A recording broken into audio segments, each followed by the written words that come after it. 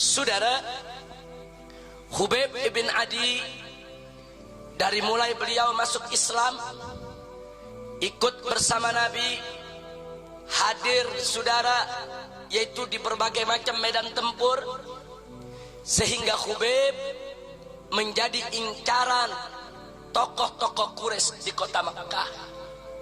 Karena Khubayb ibn Adi dalam satu pertempuran berhasil membunuh seorang tokoh besar masyarakat kafir Quraisy dari Bani Haris, saudara. Sehingga keluarga Bani Haris ini, saudara, menyediakan hadiah, membuat sayembara. Siapa saja yang bisa membawa Khubayb ibn Adi, baik hidup maupun mati, akan mendapatkan hadiah dari keluarga besar Bani Haris, saudara. Singkat cerita, Khubayb ibn Adi suatu ketika ditugaskan oleh Nabi, saudara, untuk berdakwah di satu perkampungan. Begitu beliau menuju ke perkampungan tersebut untuk berdakwah, ternyata yang menjemputnya ke Madinah berkhianat di tengah jalan, saudara. Khubayb ditangkap dan dibawa ke Mekah, dijual ke Bani Haris. Yang menangkapnya mendapatkan hadiah, saudara. Yang menarik, begitu Khubayb ditangkap oleh keluarga Bani Haris, dimasukkan dalam sel, dalam satu rumah, saudara, diumumkan seantero Mekah bahwa besok Khubayb akan dieksekusi di tengah lapangan, dan diundang seluruh warga Mekah untuk ikut hadir menyaksikan, saudara. Singkat cerita, besok paginya keluarga Bani Haris ini bertanya kepada Khubayb, "Ya Khubayb, siang ini kami akan eksekusi engkau, akan disaksikan oleh seluruh penduduk Mekah karena kau sudah membunuh tokoh kami. Nah sekarang ya Khubayb, sebelum kami eksekusi, apa kau punya permintaan terakhir?" Khubayb mengatakan, "Aku berharap aku bisa bertemu Tuhanku dalam keadaan bersih. Kalau kau izinkan, maka aku minta satu bejana air, sebuah handuk, dan satu pisau cukur. Aku ingin berbersih diri, mau motong kukunya, saudara, mau rapihin kumisnya, mau bersihkan bulu-bulu badannya yang memang diperintahkan oleh Nabi untuk dibersihkan, saudara." Dikabulkan. Singkat cerita, disediakan depan Khubayb, dan Khubayb pun berbersih diri, saudara. Sedang asik beliau berbersih diri, tahu-tahu pintu tempat beliau dikurung terbuka. Beliau dikurung ini dirantai, saudara. Pada tangan dirantai, kaki dirantai, saudara. Kemudian kamar ditutup, tahu-tahu terbuka. Siapa gerangan yang masuk? Seorang anak kecil berusia antara 3 sampai 4 tahun, saudara. Anak kecil masuk. Begitu masuk mendekati Khubayb, Khubayb ajak bercanda itu anak. Duduk di pangkuan Khubayb, diajak ngobrol sama Khubayb, diajak bercanda, tertawa anak tersebut, saudara. Ternyata ini anak kepala rumah tersebut yang akan mengeksekusi Khubayb, saudara. Satu rumah nggak tahu. Tahu-tahu ibu si anak mencari kemana anaknya tidak ada. Di kamar tidak ada, ruang depan tidak ada, dapur tidak ada. Begitu si ibu mengintip ke dalam tahanan, anaknya ada di pangkuan Khubayb, histeris menjerit, saudara. Seisi rumah perempuan menjerit, semua lelaki bergerak, mereka semua ketakutan, saudara. Kenapa? Di tangan Khubayb ada pisau cukur, di pangkuan Khubayb ada anak mereka, saudara.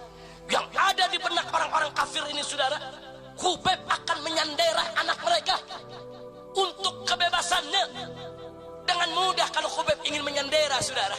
Hubeb bisa pegang itu anak sudah di pangkuannya, pisau cukur ada di tangannya. Hubeb bisa memerintahkan, buka rantaiku, siapkan kuda, siapkan perbekalan, jangan ada yang mengikuti. Aku naik ke kuda, anak ini aku bawa, coba-coba kalian bergerak, ini anak aku sembelih, ini anak aku bunuh. Nanti kalau aku sudah jauh, anak itu akan aku tinggalkan di tengah jalan. Silakan kalian ambil kembali itu anak. Saya mau tanya, kalau Hubeb mau begitu bisa tidak? Bisa tidak? Bisa tidak? Yang ada di benak keluarga tersebutnya seperti itu, saudara. Hubeb nyawa tinggal di ujung tanduk, sebentar lagi akan dieksekusi, akan dibunuh, saudara. Kemudian ada peluang, anak yang mau eksekusi dia ada di pangkuannya, saudara. Hubeb dapat peluang untuk membebaskan diri. Hubeb mendapatkan kesempatan untuk membebaskan diri, saudara. Cukup sandera anak tersebut, pura-pura mengebunuhnya, saudara. Siapkan kuda, siapkan perbekalan, lari diri, saudara. Anak tersebut bisa dikembalikan, saudara, tanpa harus dibunuh. Betul? Betul? Gadis seisi rumah histeris, ibu si anak, saudara, sudah pingsan, perempuan yang lain menangis, takut. Ini anak mendengar jeritan, saudara. Yang tadinya cerah, bercanda dengan Hubeb, memeluk Hubeb ketakutan, saudara. Ini anak nggak ngerti apa-apa, saudara. Dipeluk oleh Hubeb, lalu apa yang terjadi, saudara? Hubeb mengatakan kepada seisi rumah, hei penghuni rumah, stop, jangan kalian menjerit, jangan kalian takuti anak ini, stop. Begitu semua diam, saudara, tegak, mencekam. Lalu apa kata Hubeb? Aku tahu apa yang kalian pikirkan. Yang ada di benak kalian, aku akan menyendera anak ini untuk kebebasanku. Wallahi, demi Allah, aku lebih suka kalian siksa, aku lebih suka kalian bunuh daripada aku menakuti anak kecil yang tidak berdosa. Subhanallah. Jangankan bunuh anak kecil, nakutinnya aja Hubeb nggak rela, saudara. Demi Allah, aku lebih suka kalian bunuh daripada aku menakut-nakuti anak kecil yang tidak berdosa. Jangan kalian pikir aku akan sandera anak ini untuk kebebasanku. Terlalu kotor, terlalu jauh pikiran kalian. Islam tidak mengajarkan kami untuk menakuti anak-anak. Subhanallah. Setelah itu anak tersebut dibelai oleh Hubeb. Semua disuruh tenang, saudara. Begitu anak tadi sudah tersenyum kembali, Hubeb mengatakan si anak, nak, kembalilah ke ibumu. Ibumu menantimu. Itu anak pelan-pelan bangun, berjalan meninggalkan Hubeb kembali ke ibunya, saudara. Subhanallah. Akhirnya siangnya Hubeb tetap diseret, dibawa ke tengah lapangan, saudara. Kemudian Hubeb disayat, dipotong, dibunuh, saudara, di depan penduduk kota Mekah, saudara. Nah, jadi saya tanya sekarang, kita lihat, saudara, Hubeb. Saya mau tanya semua yang ada di sini, Hubeb penakut atau pemberani? Penakut atau pemberani? Jantan tidak, pemberani tidak. Takbir. Hubeb nggak mau nakut-nakutin anak kecil, saudara. Jangankan membunuh anak kecil, nakut-nakutin dia nggak rela. Dia lebih suka mati, dihukum mati. Makanya begitu berita itu sampai ke telinga Nabi, Nabi meneteskan air mata, saudara. Nabi puji yang dilakukan oleh Hubeb. Begitulah pejuang Islam, saudara. Tidak menghalalkan segala cara. Tidak menghalalkan segala cara. Itu pejuang Islam, saudara. Kalau memang sudah harus mati, dia siap untuk menerima kematian tanpa harus merusak ajaran Islam, tanpa harus melanggar syariat Islam, tanpa harus, saudara, menghalalkan segala cara hanya untuk menyelamatkan pribadinya saja, saudara. Begitu saya mau tanya, saudara, Islam yang diajarkan kepada Hubeb bagus tidak? Indah tidak? Bagus tidak? Indah tidak?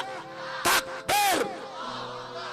Hubeb ibn Adi radhiyallahu taala anhu itu salah satu contoh pejuang Islam sejati. Kira-kira jelas ya? Saya mau tanya, biasanya kalau orang udah mau dihukum mati, ada anak musuh dipegang, biasanya disandera gak? Disandera, saudara. Kesempatan dia pikir kapan lagi bisa lolos dari kematian, saudara. Ya, kalau orang-orang yang tidak beriman, kalau orang-orang yang tidak mempelajari jihad Islam sebagaimana diajarkan Nabi, betul, dia akan sandera, bahkan dia bisa bunuh itu anak, saudara. Tapi kalau ikut jihad Nabi tidak.